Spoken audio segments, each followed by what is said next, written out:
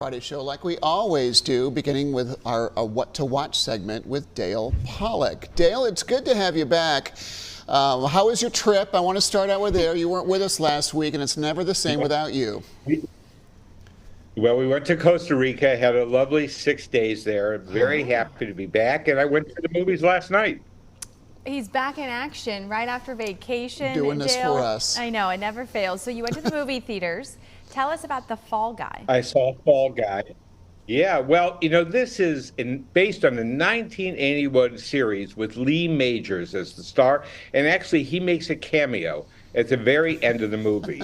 And I think everybody kind of knows what this is about. It's about a stuntman who falls in love with the female director of his movie. Ryan Gosling is the stuntman. Emily Blunt is the director. It's very in-joke Hollywood. And honestly, I think a lot of the jokes are going to kind of go by people because they're very within the Hollywood filmmaking industry. So I got a lot of them. Sometimes I'm not even sure all of them. But on the whole, the film is very entertaining. It's a little ridiculous at times. But Ryan Gosling, coming off of Barbie, he is just so likable. He's so good looking. He never seems arrogant or conceited. He's always open. And he does a lot of work in this film. If you get fooled, he had 4 stunt doubles on this movie. And wow. He actually apparently set a record with 8.5 car rolls in one scene. I mean, it's amazing anybody emerges from this car. And that set a Guinness Book of World Records. So this film has been in development since 2010. Tom Cruise was supposed to star. Dwayne Johnson was supposed to star. Ryan Gosling really makes it work, but you never really get fully involved with the characters. They're always a little at a distance because this film is about Hollywood, and nothing in Hollywood is real. So in a weird way, that cooks the film a little bit in a way it wished it didn't go. But, I'm giving it 3 popcorns. It's very entertaining. Both Ryan Gosling and Emily Blunt are really fun to watch. Mm-hmm. And at the end of the movie, you feel like you've been on a good ride. Okay. So I think, this is worth it if you're up for entertainment. If you're up for a really intense or really witty comedy, this isn't it. But it is satisfying and it's enjoyable. Okay, I guess that's all that matters, right? And they're both excellent actors, and I agree with your sentiment about Ryan Gosling 100%. He seems to be more and more likable with every role that he does. I remember him back, and he probably has been acting longer than this, but from Remember the Titans, he had a small role in that, and he didn't have much personality. He has more and more personality every time you see him. Yeah. He started out in a small film called Half Nelson, where he was a very serious actor, and that kind of launched him on his career. Okay. And he's just going to get better and better. Okay. Probably better and better looking, too, on top of that, too. Yeah, I'm speaking for Audrey there. We saw you give a 3 popcorn rating there, too. We're going to move on to our next feature. This is a totally different subject matter. We want to warn people, too, that this is heavy subject matter, so get that disclaimer out there. We're talking about Baby Reindeer on Netflix. This is a disturbing and yet very compelling series. Richard Gadd, who also writes it and produces it, stars as a bartender who encounters a lonely customer, and she is amazing, Jessica Gunning. She's an overweight woman who becomes obsessed with him. And this is really about being stalked on one level. It's about sexual dynamics on another level. It's about what happens when you fall too much in love with somebody. And so you can't stop watching Baby Reindeer. There's a reason it's the #1 show on Netflix, because you can't stop. And yet, by the very end, I'm not sure you're completely satisfied. So this is one of the most unusual series I've seen in recent years, but there's a reason that people are talking about it. And that's because you can't stop watching. It just draws you in and keeps you going for all 7 episodes. And I just think this is one of the most interesting shows of the year so far. It's not going to be for everybody's taste. And there is a disturbing element in what happens when you become obsessed with another individual. So that's sort of the message of this, as well as the entertainment. And it really works because of the 2 actors.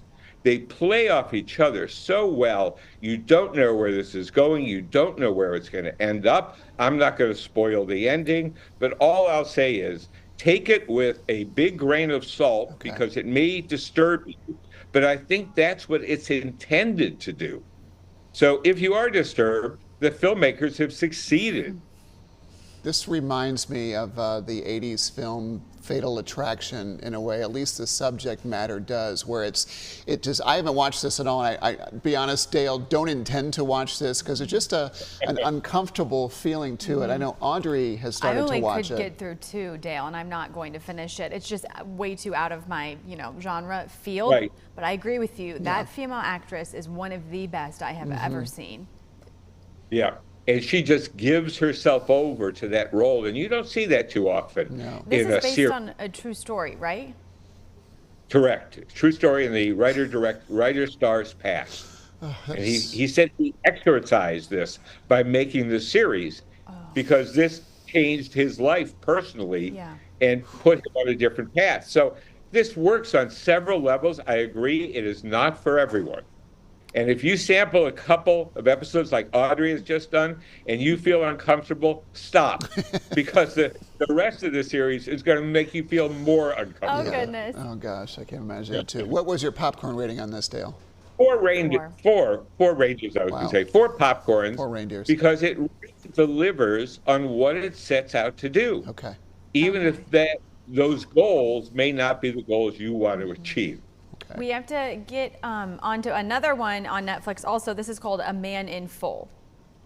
Yeah, this stars Jeff Daniels. He's on a roll right now. He also stars in a very good series called American Rust, which I will probably be reviewing in the next couple of weeks. He is terrific in this as an Atlanta real estate developer who has built a giant skyscraper, and all his deals are falling through. He's going bankrupt. He's in a major life crisis, and this is what we spend with him over 6 episodes. Great supporting cast. An actor named Bill Camp, who has been in many, many films over the years, is the banker who comes after him on his delinquent loans. There's also an actor I was unfamiliar with, named Tom Pelphrey, and he plays one of the greatest characters that I have seen this entire year. His name is Raymond Peepgrass, and he is again working to cause Jeff Daniels' downfall. And he is so oily and so greasy. You want to take a shower after you watch this character. He really helps make the series. Here is one. It's 6 episodes. Wasn't long enough. The last episode felt so rushed. Rarely will I say that a series needed to go for 1 or 2 more episodes to really round out the story. Man in Full should have. 6 episodes was not enough to encompass this book and the arc of the characters. The plot is really interesting. Diane Lane, who was in Capote versus the Swans, is excellent in this as Jeff Daniels' ex-wife. And Jeff Daniels, when he's really going, you can't take your eyes off him. He's a very, very compelling actor. So I'm giving this 3 popcorns because it wasn't long enough. And rarely will I say that. Most series pad their way to 7 or 8 episodes. This one could have used 1 more. But if you're up for a really entertaining series, extremely well acted, A Man in Full is a very good choice. Okay.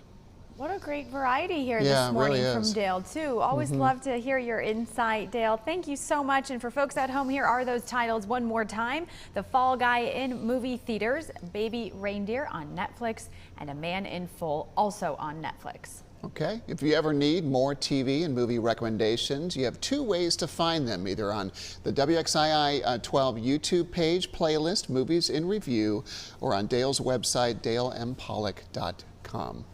Interesting choices that he 3s has and there 4. too. Yeah. 3s and 4s is good. I'm wondering if the 6-episode thing is something that's defined by the studio, but when they're trying to make the, that's a good point. it doesn't quite fit in. We wanted to do more, but we couldn't get that in 2 episodes, so let's just do the 6. I don't know, but I'm sure that probably comes into play somehow.